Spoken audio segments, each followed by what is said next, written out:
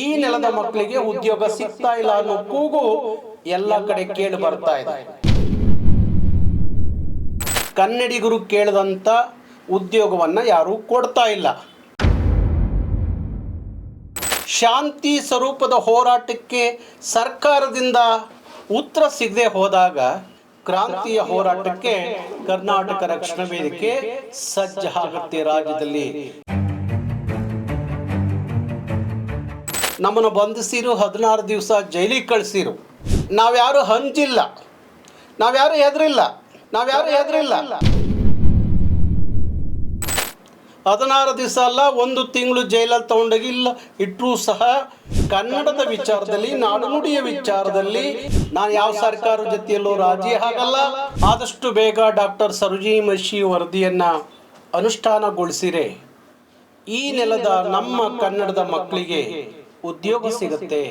ಬಹುಶಃ ನಿಮಗೆಲ್ಲ ಗೊತ್ತಿದೆ, ಡಿಸೆಂಬರ್ 27 ಕರ್ನಾಟಕದಲ್ಲಿ ಕರ್ನಾಟಕ ರಕ್ಷಣಾ ವೇದಿಕೆ ನಾಮಫಲಕದಲ್ಲಿ ಪ್ರಥಮ ಭಾಷೆಯಾಗಿ 60% ಕನ್ನಡ ಬಳಕೆ ಆಗಬೇಕು ಅಂತ ಹೇಳಿ ಡಿಸೆಂಬರ್ 27 ನಾವು ಭಾರಿ ದೊಡ್ಡ ಹೋರಾಟವನ್ನು ಮಾಡಿದ್ವು.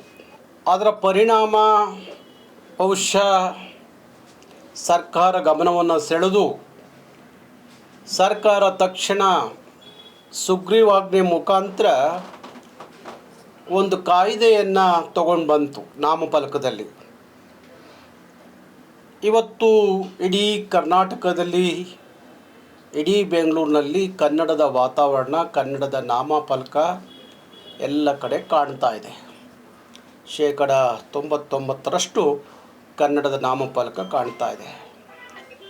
ಅದಾದ ನಂತರ ಅವತ್ತು ನಾನು ಮಾಧ್ಯಮದ ಜೊತೆಯಲ್ಲಿ ಮಾತಾಡುವಾಗ ಒಂದು ಮಾತು ಹೇಳಿದ್ದೆ. ಇದರ ನಂತರ ಕನ್ನಡಿಗರ ಬದುಕಿನ ಪ್ರಶ್ನೆ ಆಗಿರುವಂಥ ಭಾರಿ ವರ್ಷಗಳಿಂದ ಕನ್ನಡಿಗರ ಬೇಡಿಕೆ ಮತ್ತೊಂದು ಏನಪ್ಪ ಅಂದರೆ, ಡಾಕ್ಟರ್ ಸರೋಜಿನಿ ಮಹಿಷಿ ವರದಿ ಸುಮಾರು ಒಂದು 40 ವರ್ಷಗಳಿಂದ ಅದು ಜಾರಿಗೆ ಬರಬೇಕು ಅಂತ ಹೇಳಿ ಹೋರಾಟ ಮಾಡ್ಕೊಂಡು ಬಂದರೂ ಸಹ ಇವತ್ತವರೆಗೂ ಅದು ಜಾರಿಗೆ ಬರಲಿಲ್ಲ.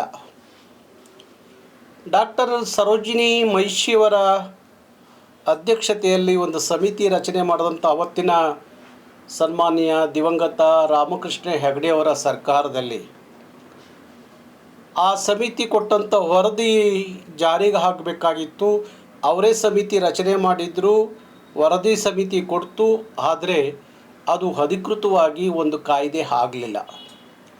ಅಲ್ಲಿಂದ ಇಲ್ಲಿವರೆಗೂ ಸಹ ನಾವು ಕರ್ನಾಟಕ ರಕ್ಷಣಾ ವೇದಿಕೆ ಸುಮಾರು 25 ವರ್ಷದಿಂದಲೂ ಬಂದಂಥ ಎಲ್ಲ ಸರ್ಕಾರಗಳ ಮುಂದೆ ಇದನ್ನು ಹೇಳ್ಕೊಂಡೇ ಬಂದು ಆದಷ್ಟು ಬೇಗ ಡಾಕ್ಟರ್ ಸರೋಜಿನಿ ಮಹಿಷಿ ವರದಿಯನ್ನು ಅನುಷ್ಠಾನಗೊಳಿಸಿರೆ ಈ ನೆಲದ ನಮ್ಮ ಕನ್ನಡದ ಮಕ್ಕಳಿಗೆ ಉದ್ಯೋಗ ಸಿಗುತ್ತೆ. ಬರ್ತಿರುವಂಥ ಬಹುತೇಕ ಏನು ಬಹುರಾಷ್ಟ್ರೀಯ ಕಂಪ್ನಿಗಳು, ಉದ್ಯಮಗಳು ಏನು ಬರ್ತಾ ಇದೆ ಅಲ್ಲಿ ಕನಿಷ್ಠ ಒಂದು 80-90% ಕನ್ನಡಿಗರಿಗೆ ಉದ್ಯೋಗ ಸಿಗುವಂಥದ್ದು ಆಗುತ್ತೆ ಅಂತ ಹೇಳಿ ನಾವು ನಿರಂತರವಾಗಿ ಸರ್ಕಾರಗಳನ್ನ ಎಚ್ಚರಿಸ್ಕೊಂಡು ಬಂದು, ಆದರೆ ಇಲ್ಲಿವರೆಗೂ ಅದು ಆಗಲಿಲ್ಲ. ಅಧಿಕೃತವಾಗಿ ಅದೊಂದು ಕಾನೂನು, ಅದೊಂದು ಕಾಯ್ದೆ ಆಗದೇ ಇದ್ದ ಕಾರಣಕ್ಕೆ ಇದೇ ಜುಲೈ 1ನೇ ತಾರೀಕು ಸೋಮವಾರ ಕರ್ನಾಟಕ ರಕ್ಷಣಾ ವೇದಿಕೆ 31 ಜಿಲ್ಲೆಯಲ್ಲೂ ಸಹ ಒಂದು ದಿನ ಬೆಳಗ್ಗೆ 10 ಗಂಟೆಯಿಂದ ಸಂಜೆ 5 ಗಂಟೆವರೆಗೂ ಸಹ ಸಾವಿರಾರು ಸಂಖ್ಯೆಯಲ್ಲಿ ಒಂದು ಧರಣಿ ಸತ್ಯಾಗ್ರಹ ಮಾಡಬೇಕು ಅಂತ ಹೇಳಿ ತೀರ್ಮಾನವನ್ನು ಮಾಡಿದ್ದೀವಿ. ಸರ್ಕಾರದ ಗಮನ ಸೆಳೆಯುವಂಥದ್ದು ಆಗಬೇಕು.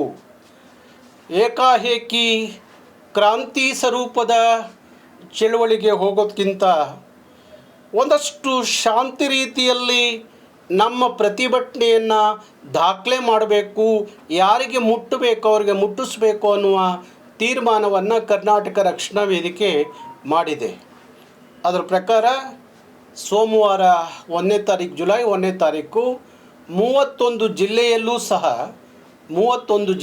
ಸಹ ಕರ್ನಾಟಕ ರಕ್ಷಣಾ ವೇದಿಕೆ ಎಲ್ಲ ಜಿಲ್ಲಾ ಅಧಿಕಾರಿಗಳ ಕಚೇರಿಯ ಮುಂದೆ ಒಂದು ಬೆಳಗ್ಗೆಯಿಂದ ಸಂಜೆವರೆಗೂ ಧರಣಿಯನ್ನು ಮಾಡಿ ಸಂಜೆ ಜಿಲ್ಲಾಧಿಕಾರಿಗಳನ್ನ ಭೇಟಿ ಮಾಡಿ ಮುಖ್ಯಮಂತ್ರಿಗಳಿಗೆ ಒಂದು ಮನವಿಯನ್ನು ಜಿಲ್ಲಾಧಿಕಾರಿಗಳ ಮುಖಾಂತರ ಸಲ್ಲಿಸುವಂಥ ಕೆಲಸವನ್ನು ಮಾಡಬೇಕು ಅನ್ನೋ ತೀರ್ಮಾನ ಮಾಡಿದೆ. ಅದೇ ರೀತಿ ಬೆಂಗಳೂರಲ್ಲೂ ಸಹ ಇದೇ 1ನೇ ತಾರೀಕು ಕರ್ನಾಟಕ ರಕ್ಷಣಾ ವೇದಿಕೆ ಫ್ರೀಡಮ್ ಪಾರ್ಕ್ನಲ್ಲಿ ಬೆಳಗ್ಗೆ 11 ಗಂಟೆಗೆ ಪ್ರಾರಂಭ ಆದರೆ 11 ಗಂಟೆಯಿಂದ ಸಂಜೆವರೆಗೂ ಅಲ್ಲಿ ಧರಣಿ ಸತ್ಯಾಗ್ರಹ ನಡೆಯುತ್ತೆ. ಅದಾದ ನಂತರ ಮುಖ್ಯಮಂತ್ರಿಗಳನ್ನ ಭೇಟಿ ಮಾಡಿ ಡಾಕ್ಟರ್ ಸರೋಜಿನಿ ಮಹಿಷಿ ವರದಿಯಿಂದ ತಗೊಂಡಂಥ ಕೆಲವು ಅಂಶಗಳು ಮತ್ತು ಕರ್ನಾಟಕ ರಕ್ಷಣಾ ವೇದಿಕೆ ಕೆಲವರಿಂದ ಒಂದಷ್ಟು ಮಾಹಿತಿಗಳನ್ನು ಸಂಗ್ರಹಿಸಿದಂಥ ವರದಿಯನ್ನು ಮುಖ್ಯಮಂತ್ರಿಗಳಿಗೆ ಕೊಡಬೇಕು ಅನ್ನೋ ತೀರ್ಮಾನವನ್ನು ನಾವು ಮಾಡಿದ್ದೀವಿ. ಹಾಗಾಗಿ ನಾನು ಎಲ್ಲ ಕನ್ನಡಿಗರಲ್ಲಿ ಮನವಿ ಮಾಡ್ತಾಯಿದ್ದೀನಿ, ಏನು ಡಿಸೆಂಬರ್ 27ರ ನಾಮಫಲಕದ ಹೋರಾಟಕ್ಕೆ 100ಕ್ಕೆ 100ರಷ್ಟು ಕನ್ನಡಿಗರು ಆ ಹೋರಾಟವನ್ನು ಏನು ಬೆಂಬಲಿಸಿರಿ, ಅದೇ ರೀತಿ ಕನ್ನಡಿಗರ ಬದುಕಿನ ಪ್ರಶ್ನೆ ಆಗಿರುವಂಥ, ಕನ್ನಡಿಗರ ಉದ್ಯೋಗದ ಪ್ರಶ್ನೆ ಆಗಿರುವಂಥ ಈ ಹೋರಾಟವನ್ನು, ಈ ಚಳುವಳಿಯನ್ನು ನನ್ನ ಎಲ್ಲ ಕನ್ನಡದ ಬಂಧುಗಳು ಆ ಚಳುವಳಿಯನ್ನು ಬೆಂಬಲಿಸಬೇಕು ಅಂತ ಹೇಳಿ ನಾನು ಮಾಧ್ಯಮಗಳ ಮುಖಾಂತರ ಮನವಿಯನ್ನು ಮಾಡ್ತಾಯಿದ್ದೀನಿ. ಯಾಕೆಂದರೆ ಇವತ್ತು ನೋಡ್ತಾ ಇದ್ದೀವಿ, ಬಹುತೇಕ ಬಹುರಾಷ್ಟ್ರೀಯ ಕಂಪ್ನಿಗಳು, ಉದ್ಯಮಗಳು ಬರ್ತಾ ಇದ್ದಾವೆ. ಆ ಬರುವಂಥ ಉದ್ಯಮಗಳಲ್ಲಿ ಈ ನೆಲದ ಮಕ್ಕಳಿಗೆ ಉದ್ಯೋಗ ಸಿಗ್ತಾ ಇಲ್ಲ ಅನ್ನೋ ಕೂಗು ಎಲ್ಲ ಕಡೆ ಕೇಳಿ ಬರ್ತಾ ಇದೆ. ಆದರೂ ಸಹ ಸಿಕ್ಕಿರೆ ಅದೆಲ್ಲೋ ಡಿ ಗ್ರೂಪ್ನಲ್ಲಿ ಒಂದಷ್ಟು ಕೆಲಸ ಸಿಗೋದು ಬಿಟ್ಟರೆ ಬಹುಶಃ ಇನ್ನು ಯಾವುದೇ ABC ಕನ್ನಡಿಗರು ಕೇಳಿದಂಥ ಉದ್ಯೋಗವನ್ನು ಯಾರೂ ಕೊಡ್ತಾ ಇಲ್ಲ. ಅದಕ್ಕೋಸ್ಕರ C ಮತ್ತು Dಯಲ್ಲಿ 100ಕ್ಕೆ 100ರಷ್ಟು ಕನ್ನಡಿಗರಿಗೆ ಉದ್ಯೋಗವನ್ನು ಮೀಸಲಾಗಿಡಬೇಕು. ABCಯಲ್ಲಿ 70% 80% ಕನ್ನಡಿಗರಿಗೆ ಉದ್ಯೋಗ ಕೊಡಬೇಕು ಅನ್ನುವ ಒಂದು ವರದಿಯನ್ನು ಮಾನ್ಯ ಮುಖ್ಯಮಂತ್ರಿಗಳಿಗೆ ಸಲ್ಲಿಸುವಂಥ ಕೆಲಸವನ್ನು ಕರ್ನಾಟಕ ರಕ್ಷಣಾ ವೇದಿಕೆ ರಾಜ್ಯವ್ಯಾಪ್ತಿ ಮಾಡುತ್ತೆ. 31 ಜಿಲ್ಲೆಯಿಂದಲೂ ಮಾಡುತ್ತೆ. ಹಾಗಾಗಿ ಸಾವಿರಾರು ಜನ ಎಲ್ಲ ಜಿಲ್ಲಾ ಕೇಂದ್ರಗಳಲ್ಲಿ ಪ್ರತಿಭಟನೆಗೆ ಸೋಮವಾರ ಮುಂದಾಗ್ತಾರೆ. ಅಲ್ಲಿ ನಾವು ಸಾಂಕೇತಿಕವಾದಂಥ ಒಂದು ದಿನದ ಸತ್ಯಾಗ್ರಹದ ಯಾವ ರೀತಿಯಲ್ಲಿ ಸರ್ಕಾರದ ಮೇಲೆ ಪರಿಣಾಮ ಬೀರುತ್ತೆ, ಸರ್ಕಾರ ಯಾವ ರೀತಿಯಲ್ಲಿ ಅದು ಗಣನೆಗೆ ತಗೊಳ್ಳುತ್ತೆ ಅಂತ ಹೇಳಿ ಒಂದು 15 ದಿವಸ ತಿಂಗಳು ಗಮನಿಸಿ ಆಮೇಲೆ ಹೋರಾಟದಲ್ಲಿ 2 ಮುಖಗಳು, ಒಂದು ಶಾಂತಿ ಮತ್ತೊಂದು ಕ್ರಾಂತಿ. ಶಾಂತಿ ಸ್ವರೂಪದ ಹೋರಾಟಕ್ಕೆ ಸರ್ಕಾರದಿಂದ ಉತ್ತರ ಸಿಗದೆ ಹೋದಾಗ ಅದರ ಇನ್ನೊಂದು ಮುಖವಾಗಿರುವಂಥ ಕ್ರಾಂತಿಯ ಹೋರಾಟಕ್ಕೆ ಕರ್ನಾಟಕ ರಕ್ಷಣಾ ವೇದಿಕೆ ಸಜ್ಜಾಗುತ್ತೆ. ರಾಜ್ಯದಲ್ಲಿ ಯಾವ ನಾಮಫಲಕದ ಮಾದರಿಯಲ್ಲಿ ನಾಮಫಲಕಕ್ಕೋಸ್ಕರ ಕನ್ನಡ ನಾಮಫಲಕ ಆಗಬೇಕು ಅನ್ನುವ ಯಾವ ಮಾದರಿಯ ಹೋರಾಟದಿಂದ ಇವತ್ತು ಕಾಯ್ದೆ ಆಯಿತು, ಸರ್ಕಾರ ಕಾಯ್ದೆ ಮಾಡ್ತೋ, ಅದೇ ರೀತಿ ಆಗಬೇಕು ಅಂತ ಏನಾದರೂ ಸರ್ಕಾರ ಅಂದ್ಕೊಂಡಿದ್ರೆ ಆ ರೀತಿಯಲ್ಲೂ ಉತ್ತರ ಕೊಡಲಿಕ್ಕೆ ಕರ್ನಾಟಕ ರಕ್ಷಣಾ ವೇದಿಕೆಯ ಕಾರ್ಯಕರ್ತರು ಸಜ್ಜಾಗಿದ್ದಾರೆ. ಅದರಲ್ಲಿ ಬೇರೆ ಮಾತಿಲ್ಲ. ಇರ್ಬೋದು ಡಿಸೆಂಬರ್ 27ರ ಹೋರಾಟ ಸಂದರ್ಭದಲ್ಲಿ ನಮ್ಮನ್ನು ಬಂಧಿಸಿರು, 16 ದಿವಸ ಜೈಲಿಗೆ ಕಳಿಸಿರು ಈ ಸರ್ಕಾರ. ಆದರೆ ನಾವ್ಯಾರೂ ಹಂಚಿಲ್ಲ, ನಾವ್ಯಾರೂ ಹೆದರಿಲ್ಲ.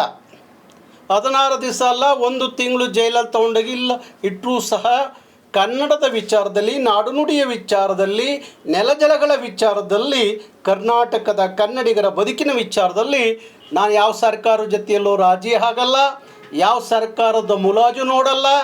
ನನಗೆ ನನ್ನ ನಾಡಿನ ಮಕ್ಕಳ ಭವಿಷ್ಯ ಮುಖ್ಯ, ನನ್ನ ನಾಡಿನ ಭಾಷೆ ಮುಖ್ಯವೇ ಹೊರತು ಬೇರೆ ಯಾವುದೂ ಅಲ್ಲ. ಅದು ಯಾವುದೇ ಸರ್ಕಾರ ಇರ್ಬೋದು.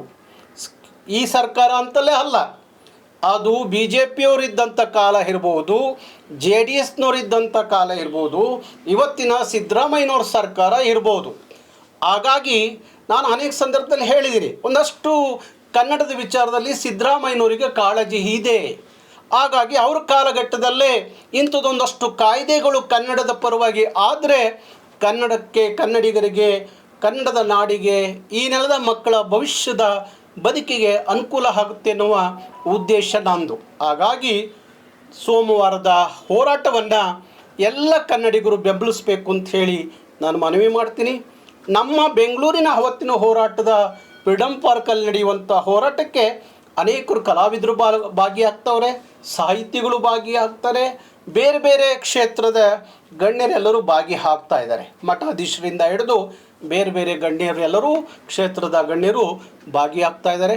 ಹಾಗಾಗಿ ಮತ್ತೊಮ್ಮೆ ಕರ್ನಾಟಕದಲ್ಲಿ ಕನ್ನಡಿಗರಾದ ನಾವುಗಳು ನಮ್ಮ ಹಕ್ಕೊತ್ತಾಯವನ್ನು ಮಾಡಬೇಕು ಅಂದಾಗ ಡಾಕ್ಟರ್ ಅಂಬೇಡ್ಕರ್ ಹೇಳಿದಾಗೆ ಹೋರಾಟದ ಮುಖಾಂತರವನ್ನೇ ಎಲ್ಲ ಪಡ್ಕೋಬೇಕಾಗಿದೆ.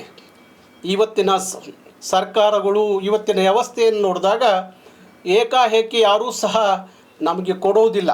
ಹಾಗಾಗಿ ಹೋರಾಟದ ಮುಖಾಂತರನೇ ನಮ್ಮ ಹಕ್ಕುಗಳನ್ನು ಪಡ್ಕೋಬೇಕಾಗಿದೆ. ಅದಕ್ಕೋಸ್ಕರ ಕರ್ನಾಟಕ ರಕ್ಷಣಾ ವೇದಿಕೆ ಜುಲೈ 1ನೇ ತಾರೀಕು ಹೋರಾಟಕ್ಕೆ ಸಜ್ಜಾಗಿದೆ.